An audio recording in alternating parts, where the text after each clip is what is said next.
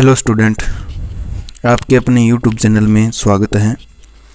इस वीडियो में आज अपने पढ़ने वाले हैं MAS की 2021 परीक्षा जो जिला शिक्षा एवं प्रशिक्षण संस्थान भरतपुर के द्वारा ली जा रही है। कुछ स्कूलों में ले लिया गया है इस पेपर को और कुछ स्कूलों में नहीं लिया गया है। तो उस परीक्षा के दृष्टि से महत्वपूर्ण सवाल है जो है पूरे डिटेल के साथ समझाए जाएंगे यहाँ पर, और वीडियो के अंत तक बने रहना।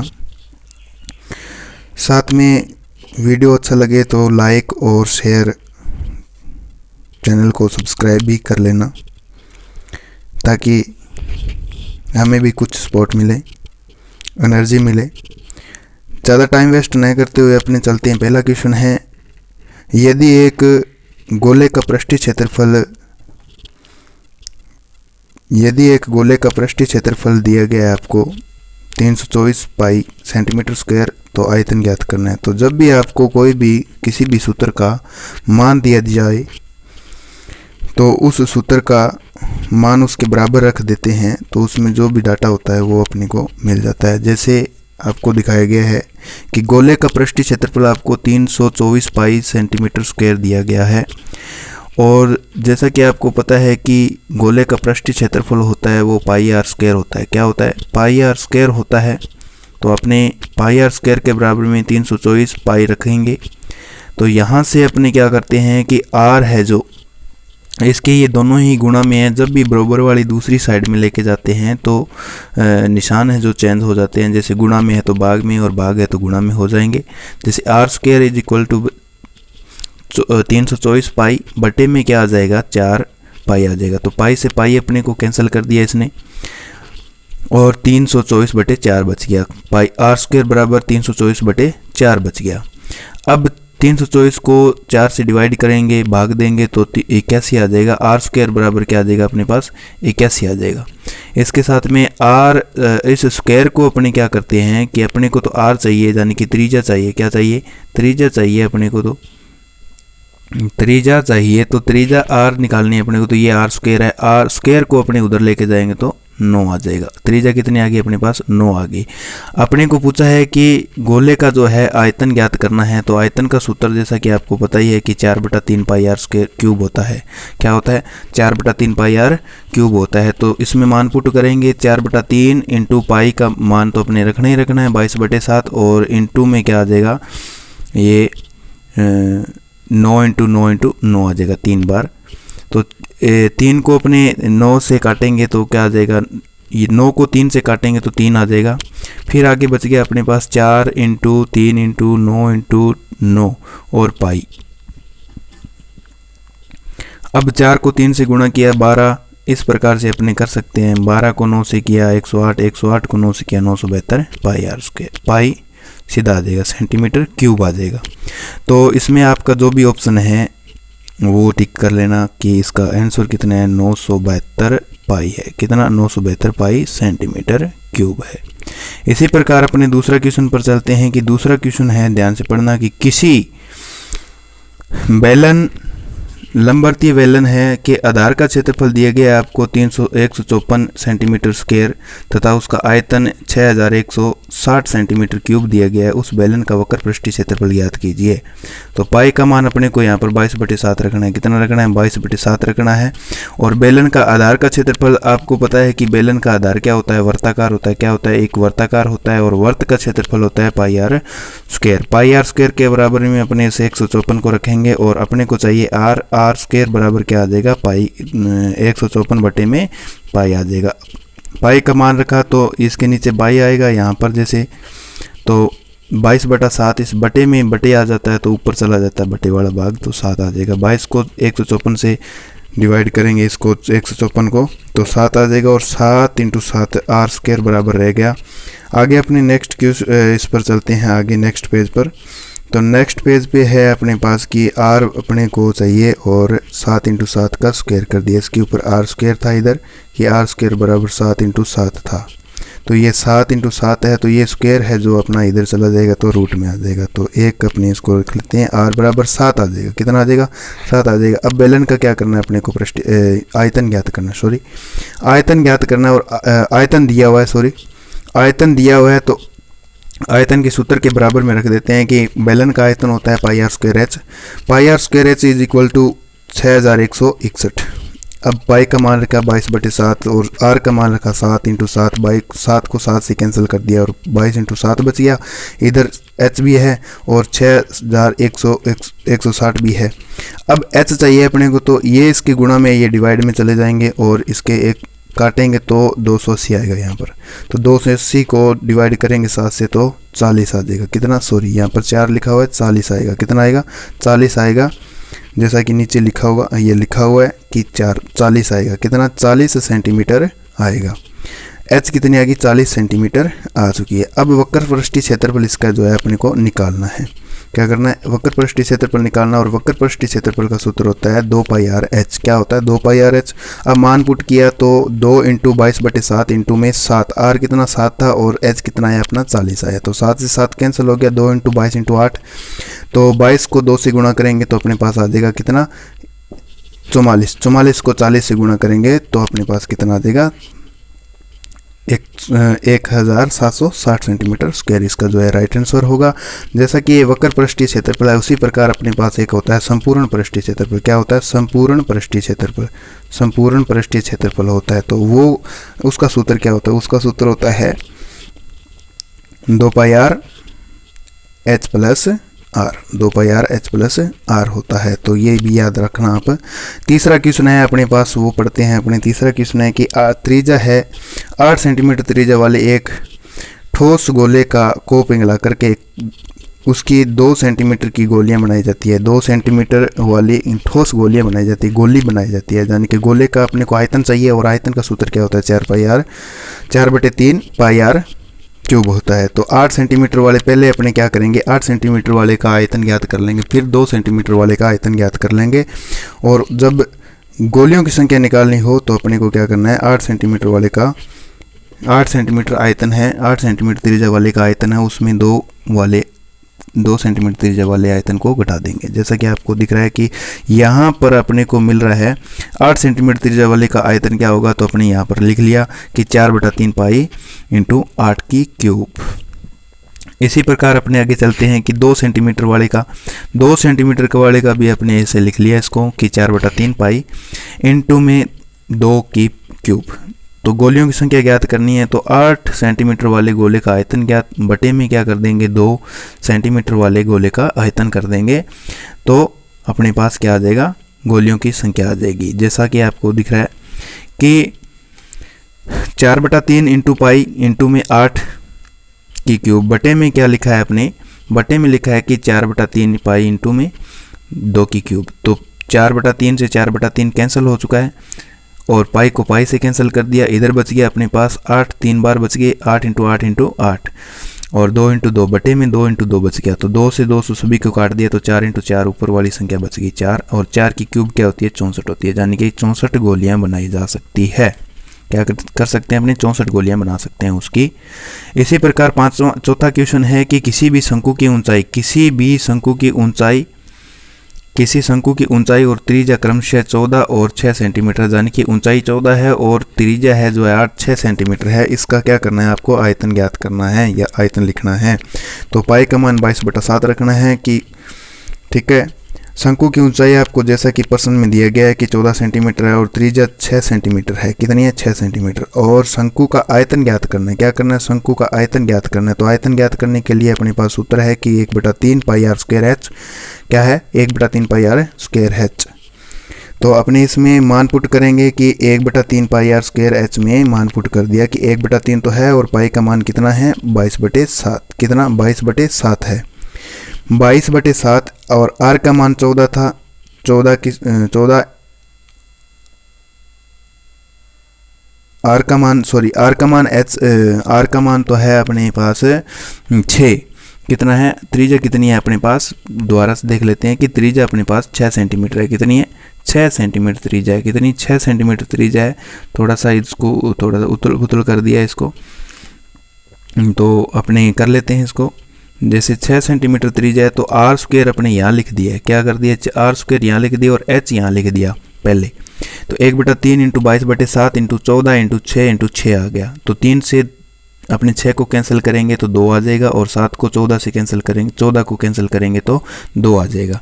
बच गया ऊपर क्या अपने पास 22 इंटू 2 इंटू 2 और 2, 6 बच गई। ठीक है, इन दोनों को गुणा करेंगे, 22 इंटू 2 44, 44 इंटू 2 88 और 88 को 6 से गुणा करेंगे तो 528 सेंटीमीटर क्यूब आ जाएगा।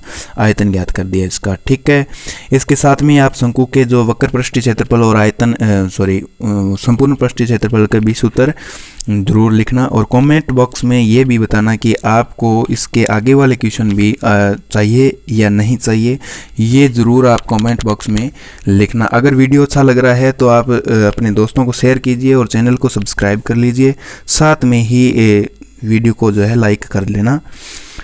आगे अपने क्वेश्चन पर चलते हैं कि आगे अपना क्वेश्चन है कौन सा, 5वां क्वेश्चन है कि 5वें क्वेश्चन है कि एक वर्ताकार चकती की त्रिज्या दी गई है आपको 7 सेंटीमीटर और मोटाई दी गई है 1/2 सेंटीमीटर। कितना दिया गया, 1/2 सेंटीमीटर, यानी कि आधा सेंटीमीटर ही दिया गया। और ऐसी चकतियों को एक के ऊपर एक, यानी कि एक के ऊपर एक रख करके, ऐसे एक के ऊपर एक रख के क्या करना है, उसको एक ठोस लंबवर्तीय बेलन बनाया जाता है। क्या बनाया जाता है, लंबवर्तीय बेलन बनाया जाता है। और इस प्रकार के बने बेलन को वक्र पृष्ठीय क्षेत्रफल याद कीजिए। तो देखिए इसमें क्या है कि बेलन, एक चकती है वो ही बेलनाकार ही है एक, ठीक है, जिसकी मोटाई दी गई है आधा सेंटीमीटर, यानी कि 1/2 सेंटीमीटर, और त्रिज्या कितनी दी गई है 7। तो अपने सबसे पहले इसका जो है लिख लेते हैं बायोडाटा, पूरा जो क्वेश्चन में दिया गया है।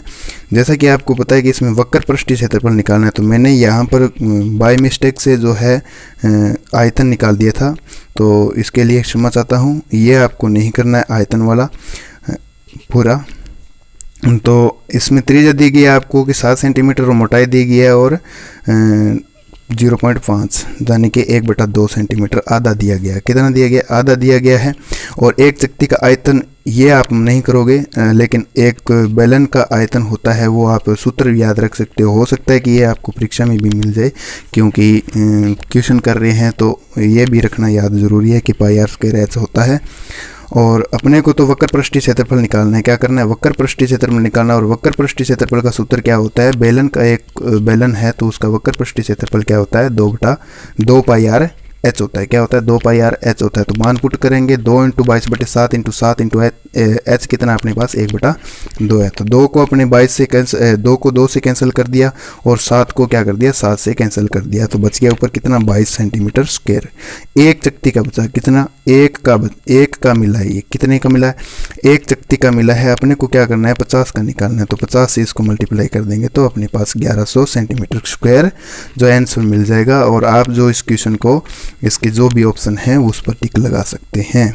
छठा क्वेश्चन है अपने पास, छठा क्वेश्चन है कि एक समीकरण दिया गया है आपको, समीकरण दिया गया है इसमें कि एक ax² plus bx² plus c 0 बराबर के मूल है। तो इसमें आंसर सीधा ही है कि इसका श्रीधराचार्य सूत्र है कि b माइनस का b प्लस माइनस और रूट में b² - 4ac बटे में 2ac, इस सूत्र से अपने मूल ज्ञात कर सकते हैं। तो ये आपको जो है सिर्फ सूत्र पूछा गया है यहाँ पर, सूत्र श्रीधराचार्य का, किसका,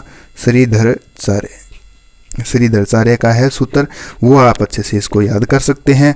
आगे अपने नेक्स्ट क्वेश्चन पर चलते हैं कि 7वां क्वेश्चन है कौन सा, अपने 7वां क्वेश्चन है कि एक आपको दिया गया है कि x - 2a और x - a, x plus a और x प्लस 2a का माध्य ज्ञात कीजिए। तो सबसे पहले इस माध्य की बात में अपने कर लेते हैं कि माध्य होता क्या है, होता है माध्य औसत होता है। क्या होता है, औसत होता है। और समांतर माध्य भी हो सकता है। क्या हो सकता है, समांतर माध्य भी हो सकता है, समांतर माध्य भी हो सकता है। तो अपने आंकड़े कितने इसमें, सबसे पहले इसको आंकड़ों को गिनना है कि 1 2 3 4 और 5, 5 आंकड़े टोटल कितने 5 आंकड़े हैं, और आंकड़ों का योग अपने को करना है। यहाँ पर जो भी दिया गया आपका उस आंकड़ों को पूरा पूरा इस पूरे डिटेल से अपनी कॉपी में करेंगे और अच्छे से लिखेंगे। और माध्य ज्ञात करने का, औसत ज्ञात करने का, समांतर माध्य ज्ञात करने का सूत्र ये होता है कि आंकड़ों का योग बटे में आंकड़ों की संख्या। आपने इसको राशियों की योग बटे में राशियों की संख्या भी लिख सकते हैं। जैसा कि आपको दिखाई दे रहा है कि यहाँ पर x माइनस, ये लिखा हुआ है कि x minus 2a plus x और a plus x plus x plus a plus x plus 2a। तो यहाँ पर प्लस का 2a है और इस 2a को अपने कैंसिल कर देते हैं, और इधर a माइनस का है और ये भी a प्लस का है, तो माइनस प्लस माइनस हो जाते हैं, तो इसको माइनस कर दिया, 0 हो गया। कहने का मतलब अब यहाँ पर अपने पास एक बच गया, x बच गया, एक ये बच गया, एक ये बच गया, तो यहाँ पर कितने x बच गए, 1 2 और 3 4 5 x बच गए, तो यहाँ पर 5x लिख दिया आपने, और बटे में क्या कर दिया, 5 कर दिया। तो 5 से 5 कैंसिल, x इसका माध्य आ जाएगा, क्या आ जाएगा, माध्य कितना आ जाएगा इसका, x आ जाएगा, माध्य औसत आ जाएगा इस। ठीक है, 8वें क्वेश्चन पर चलते हैं। अपने पास 8वां क्वेश्चन है कि निम्न में से कौन सा कथन सत्य है। निम्न में से कौन सा कथन सत्य है, ये भी आपको पहली प्रश्नावली पूर्णांक वाली है उसमें परिमेय संख्या वाली में मिल जाएंगे, और ये अपनी थ्योरी है, इसको याद रखना पड़ेगा कि पहला इसमें स्टेटमेंट दिया गया है कि सभी पूर्णांक एक पूर्ण संख्या होती है क्या नहीं हो सकती है। एक पूर्ण संख्या भी, सभी पूर्ण संख्या पूर्णांक हो सकते हैं, लेकिन पूर्णांक जो है नहीं हो सकते।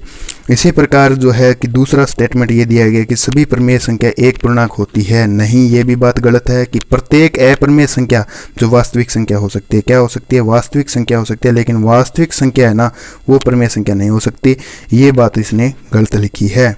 इसके साथ में अपने पढ़ते हैं कि 9वां क्वेश्चन, सॉरी यहाँ पर 9वां क्वेश्चन पढ़ते हैं। 9वां क्वेश्चन है अपने पास कि कोस 30 डिग्री त्रिकोणमितीय अनुपात का ये बहुत अच्छा एग्जाम्पल है। ठीक है, अगर पूरा डिटेल से आप देखना चाहते हो तो इसी YouTube चैनल के ऊपर प्लेलिस्ट बनी हुई है कि जो अपने 2018 और 19 की जो 10वीं क्लास की बुक्स थी उसके अकॉर्डिंग मैंने क्वेश्चंस बनाए हैं, उसको भी आप रीड कर सकते हैं, देख सकते हैं। लेकिन इसके साथ में आपको चलते हैं इस क्वेश्चन पर कि कोस 30 डिग्री और कोस गुणा में कोस 60 डिग्री दिया हुआ है, और माइनस साइन 30 डिग्री और साइन 60 डिग्री दिया हुआ है। तो इसके लिए आपको इस सारणी की, जो इसमें त्रिकोणमितीय अनुपात में सारणी दी गई है, उस सारणी को आपको ध्यान में रखना पड़ेगा। तो इसके लिए आपको यहाँ पर जैसे कोस 30 डिग्री का मान √3/2 होता है, और गुणा में कोस 60 डिग्री का मान होता है जो है 1/2 होता है, माइनस साइन 30 डिग्री का मान 1/2 और साइन 60 डिग्री का मान 3√2 होता है। जैसा कि आपको पता है कि इसमें टेन और कोट का मान जो है इम्पोर्टेंट रहता है, टेन और कोट का मान है जो है इम्पोर्टेंट रहता है, ज़्यादातर उसी को ही, उसके वैल्यू ही पूछी जाती है। 30 और 60 और 90 की क्वेश्चन की 30 डिग्री और 60 डिग्री और 90 डिग्री के जो वैल्यू है उनको ध्यान में ज़्यादा रखना पड़ेगा आपको। तो यहाँ पर अपने क्या करते हैं कि इसको जो ऊपर वाले का गुणा किया, √3 का 1 से गुणा किया तो √3 आ गया, और ऊपर नीचे वाले का गुणा किया तो 2 × 2 4 आ गया, इधर माइनस ये ऊपर वाला गुणा किया तो माइनस √3 आ गया, और बटे में 4 आ गया। तो ये प्लस का है, ये अपना प्लस का, और ये माइनस का, तो ये दोनों कैंसिल हो जाएंगे, जो 0 आंसर आ जाएगा। आपके जो क्वेश्चन है उसमें आप अच्छे से ऑप्शन का निशान लगा लो। और इसके साथ में ही अगले क्वेश्चन पर चलते हैं अपने। अगला क्वेश्चन 10वां क्वेश्चन है कि यदि अपने पास क्या है, मोस्ट इम्पोर्टेंट क्वेश्चन है कि ये जो अपनी निर्देशांक ज्यामितीय है उसका एक मोस्ट इम्पोर्टेंट क्वेश्चन है। एक क्वेश्चन पक्का आने वाला है इसमें से, बहुत अच्छे क्वेश्चन है इसमें, तो इसको ध्यान से समझना, अच्छे से क्वेश्चन समझना इसको कि यदि a का दिया गया है -5 और 7, यानी कि ये x दिया गया है और ये y दिया गया है, और ये भी x दिया गया है और ये y दिया गया है। x और y यानी कि ये तो आपको पता ही होगा कि ज्यामिति, निर्देशांक ज्यामिति में x और y होता है। तो a का मान दिया गया आपको, b का मान दिया गया, c का मान दिया गया और d का मान दिया गया। तो करना क्या है इसमें, समझने वाली बात यह है कि त्रिभुज की भुजाएं तो दी गई है आपको, इसमें संपूर्ण का क्या करना है, क्षेत्रफल ज्ञात करने, क्या करना, क्षेत्रफल। तो आपको एक डायग्राम बनाना होगा, जैसा कि आपको डायग्राम दिखाई दे रहा है। इसमें क्या है कि ए के जो पूरा एक चतुर्भुज बना लिया, इसको अपने 2 डिवाइड भागों में बांट लेंगे, विकिरण के साथ बांट लेंगे, जिससे त्रिभुज का क्षेत्रफल ज्ञात करके फिर इसको निकालेंगे। तो यहाँ पर 2 त्रिभुज बन रहे हैं, ए बी और सी, और ए डी सी बन रहे हैं, ठीक है ना। तो इसके आगे अपने चलते हैं। यहाँ पर त्रिभुज ए बी सी का जो है क्षेत्रफल दिया गया है, ज्ञात करना है अपने को। सबसे पहले इसके निर्देशांक लिख लेते हैं कि इसमें जो बिंदु है ए, उसका निर्देशांक लिख दिया आपके सामने है कि -5 और 7 है, और बी का -4 और -5 है, और सी का क्या है -1 और -6 है। तो इसमें आपको करना क्या है कि क्रम वाइज लिखे हैं। तो पहला का तो आप लिख लोगे x1 x2 x3। तो यहाँ पर x1 -5, x2 -4, x-3 है जो है माइनस का 1 है। इधर दूसरा इसका जो है x और y ऐसे लिखा हुआ है ना, ये सभी में ऐसे लिखा हुआ है कि ये x है और y है, ये x y यानी कि, ठीक है ना।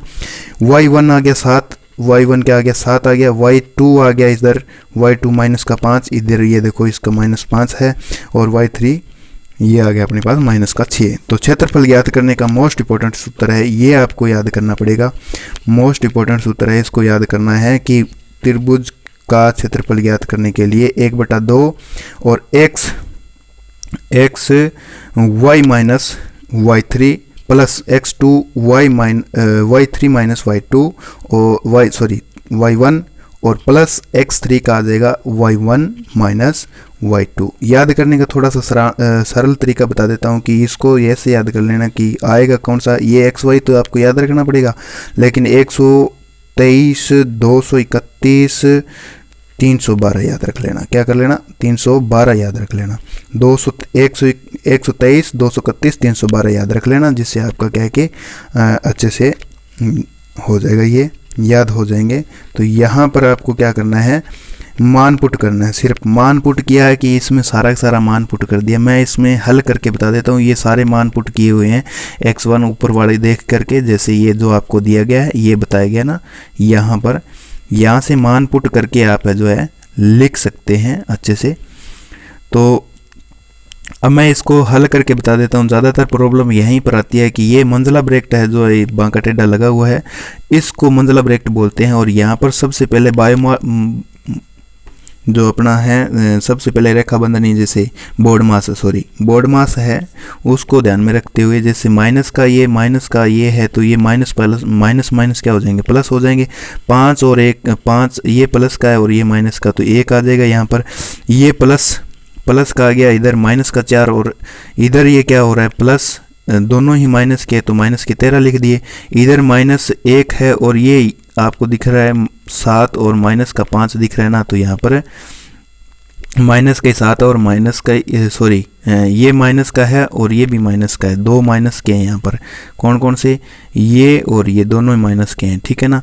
तो यहाँ पर आप क्या कर सकते हैं, 7 और 5 12 हो गए। अब इन दोनों को हल करना है कि 5 को इसके साथ गुणा किया माइनस का 5, इसको इसके साथ गुणा किया तो 52 आ गए, लेकिन ये भी माइनस तो प्लस हो जाएगा। अब ये माइनस का है तो माइनस का लिखेंगे भी, एक माइनस है तो यहाँ पर अपने माइनस का 5 और प्लस 52 माइनस का 12 आ जाएगा। इसको इसके साथ गुणा करेंगे तो जाने के माइनस प्लस को करेंगे तो माइनस आ जाएगा। यहाँ पर इस पूरे को सॉल्यूशन करेंगे, माइनस वाले जोड़ दिए तो आ जाएगा 17 और साथ में इधर आ जाएगा अपने पास 52 माइनस 17 आ जाएगा। 1/2 52 माइनस 17, 52 में से क्या करेंगे अपने 17 घटा देंगे। क्या कर देंगे 17 घटा देंगे तो 35 बच जाएगा। क्या बच जाएगा 35 बच जाएगा। और 35/2 है जो है इसका ABC का क्षेत्रफल आ जाएगा। आगे अपने दूसरे का ज्ञात करते हैं। दूसरा है अपने पास ADC। क्या है ADC है, क्या है ADC है। दूसरा अपने पास है ADC का क्षेत्रफल ज्ञात करने के लिए वही प्रक्रिया है सेम टू सेम, लेकिन निर्देशांक उसके चेंज हो जाएंगे। क्या हो जाएंगे, निर्देशांक चेंज हो जाएंगे, जैसा कि आपको चित्र में दिखाई दे रहा है। देखो ये जो मैंने बताया था आपको कि ये चित्र है जो ये ऊपर वाला, ये AD वाला है ना, ये चित्र है जो ऊपर वाला, ये और ये चित्र है जो AD और C ये है, ये अपना है, इसके निर्देशांक लिखने हैं। अब तो आगे चलते हैं, अपने निर्देशांक लिखने पड़ेंगे अपने को इसमें कि ए का है -5 और 7, डी का है 4 और 5 और सी का है -1 और -6। यहाँ पर अपने को क्या रखना है कि माइनस का जो है 5, x1 x2 4 x3 1 माइनस का, और इधर आ जाएगा y1 7 और y2 बराबर 5 y3 बराबर 6। पूरा मान रखा जैसा कि आपने पहले किया उसी तरीके से इसको पूरे को हल करना है। माइनस प्लस का पूरा ध्यान रख करके यहाँ पर अपने पास पूरा 109 आ जाएगा। लेकिन क्षेत्रफल कभी माइनस में आता है क्या? ये नहीं आता। क्षेत्रफल क्या आता है? माइनस में आता है क्या? ऋणात्मक नहीं हो सकता। क्या नहीं हो सकता? क्षेत्रफल कभी ऋणात्मक हो सकता है क्या? नहीं हो सकता। तो यहाँ पर माइनस का 109 आ रहा है, इसको अपने ध्यान में नहीं रखेंगे, सीधा 109/2 करेंगे। ठीक है, तो 102/, ये आपका आ गया ADC का पूरण, AD और C का क्षेत्रफल आ गया। ADC का क्षेत्रफल 109/2 है। अब अपने को पूरे का ज्ञात करना है, तो दोनों त्रिभुज के क्षेत्रफल को जोड़ देंगे। 35/2 प्लस क्या करेंगे 109/2, 109/2 कर देंगे। तो इसको पूरे को जोड़ने पर क्या हुआ कि इसका एलसीएम लेके वगैरह जोड़ दिया अपने। 144 में क्या आ गया 144/2 और 7 आ जाएगा 72। कितना आ जाएगा? 72 आ जाएगा। आशा करता हूँ कि ये वीडियो है जो आपको अच्छा लगा होगा। अगर अच्छा लगा है तो लाइक ज़रूर कर देना। क्या कर देना? लाइक कर देना, और चैनल को सब्सक्राइब तो कर लेना, ताकि आगे आने वाले वीडियो का नोटिफिकेशन भी आपको मिलता रहे, और बेल आइकन को दबाने से साथ में अगर आपको इससे आगे वाले भी क्वेश्चन आपको पूरे डिटेल से चाहिए तो मैं पूरे डिटेल के साथ आपको इस YouTube चैनल में प्रोवाइड करवा दूंगा। तो इसके लिए आपको कमेंट बॉक्स में ज़रूर लिख के भेजना कि सर हमें ज़रूर चाहिए। Thank you so much.